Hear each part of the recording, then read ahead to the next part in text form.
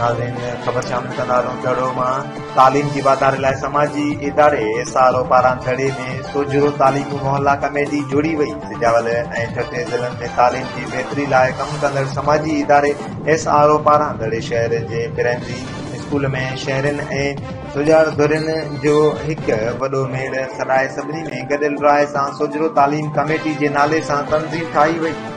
जंहिंमें chairman Mohammad Yakub Memon, vice chairman Habibullah Soomro ऐं secretary लाइ मोहम्मद अमीन सूमरो, सारंग शाह, सनाउल्ला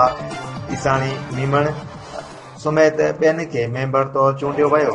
हुन मौक़े ते प्रोजेक्ट कोऑर्डिनेटर मिस शोबिया अमीर, मॉनिटरिंग ऑफिसर अमीन आराइन ऐं हफीज़ शरीफ़ानी ख़िताब कंदे चयो त नई जोड़ियल कमेटी वसीले प्राइमरी स्कूलनि खे वसार सहूलियतूं ॾियण समेत तालीम खां रहिजी वियल ॿारनि खे सरकारी स्कूलनि में दाख़िल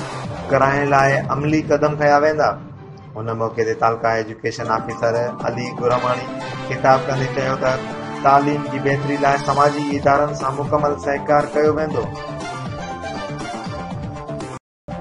लाइक कयो असांजे वीडियो खे, वधीक मालूमात जे लाइ सब्सक्राइब कयो असांजे चैनल खे, बेल आइकन ते क्लिक कयो त जीअं ईंदड़ वीडियोस अव्हां ताईं वक़्त सर पहुची सघनि।